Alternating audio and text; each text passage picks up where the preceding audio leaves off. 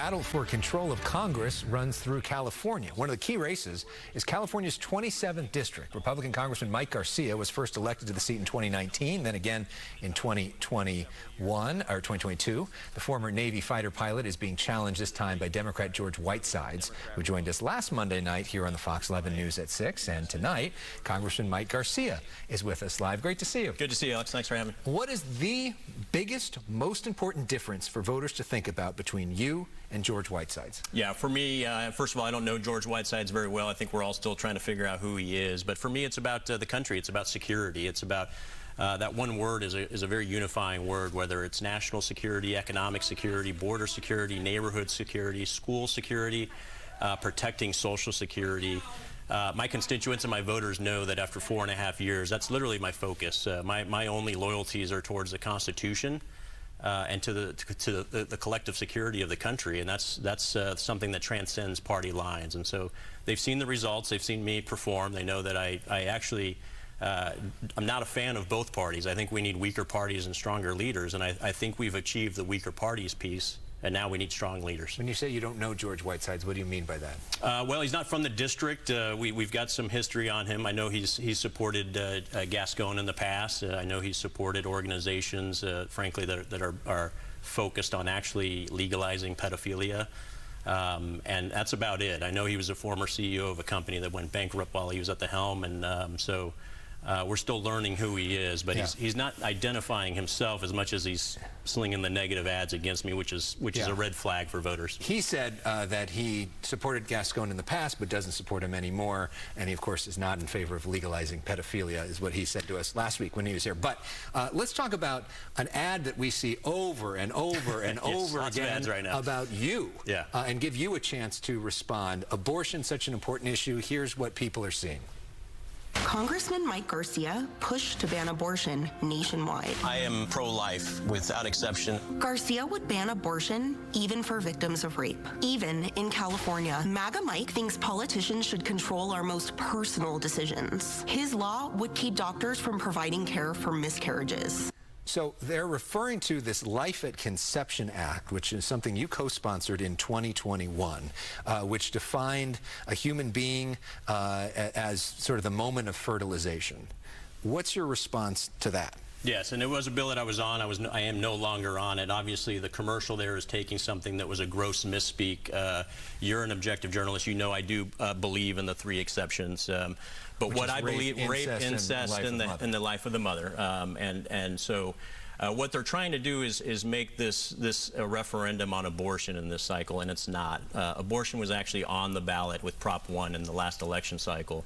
So I want to be very clear with all of the constituents and my voters and around LA County. I don't support a national abortion ban. What I think and what I feel is interesting, what you think is different. You can ask 100 different people their opinions on this issue, and they're all going to be plotted on 100 different spots. The reality is in the wake of the Dobbs decision, the Supreme Court ruled that this is a states' rights issue.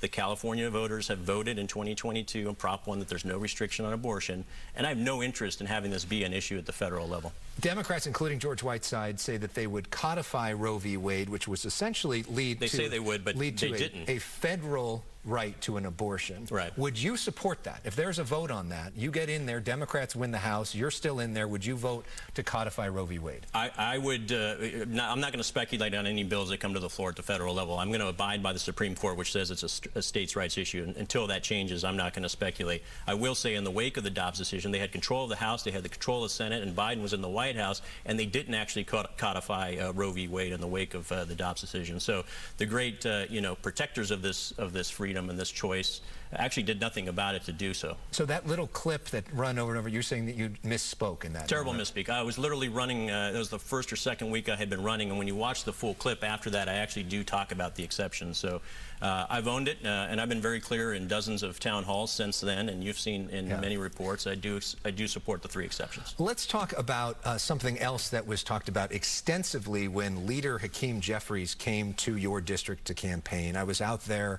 and he brought up over and over over again January 6th, and your vote not to certify the presidential election, citing what you viewed as irregularities in Pennsylvania. Can you explain why you voted not to certify, what the specific evidence it was that you were pointing to? Yeah, and again, this is Hakeem trying to wag the dog. Our voters aren't seeing this as a primary issue. I put out a statement 2 days before January 6th explaining why I was going to object primarily to Arizona and Pennsylvania. I'm a constitutionalist. Article 1, Section 4, Clause 1 of the Constitution says the time, manner, and location of elections is up to the state legislative bodies. And in those two states specifically, we had governors, secretaries of state, attorney generals changing the time, manner, and location of the elections, in some cases preventing the use of voter ID, which is the law of the land in Pennsylvania, from occurring. So I wasn't doing that to change the outcome of the election or to highlight fraud or the election being rigged. I was doing that to highlight the constitutional collisions that did factually take place. And the reality is that I've explained this to my voters. My voters understand it. They may not always agree with it, but they understand the constitutional grounds on which I made that vote. And what they're focused on now is the economy, border security, the crime is out of control in our district as well. And that's on the front burner of everyone's minds right now. Do you regret that vote at all? We saw all the fraud cases you know, it was an emotional time, and I understand the passion and the temperatures were high as a result of it. But you don't let mobs change the way you vote, especially when it comes to the Constitution. The Constitution is not subjected to the whims and the emotions of mobs. I've had protesters in front of my street, in front of my house, wanting me to defund the police, and I refuse to bend the knee for that because it's not right. And when it comes to the Constitution, when states change their own laws outside the boundaries of Article 1, we have an obligation to have that debate. Now, I believe in accountability, and if you're ever crawling through a government window to protest, you're doing it wrong. And this time around, because you would be in that same position? I don't think we're going to see any of these irregularities. In fact, the states that were the subject issues have passed, in some cases, 28 laws to rectify some of the issues that they had and inoculate that. If you had to real succinctly say your closing argument to voters, the most important thing you want them to hear, what is it? My point is that I've been serving this beautiful country since the age of 18. I'm not here with blind loyalties to any one party. Again, like I said, we need weaker parties, stronger leaders. I would literally give my life in defense of this country. And we're at one of the most tumultuous periods of time that our history has ever seen in 248 years. We have giant bears called China and Russia, $35 trillion in debt. We need to cut spending, lower taxes, create jobs here in Southern California, keep people here. And ultimately, my job is to prevent the rest of the country from adopting the policies of Sacramento.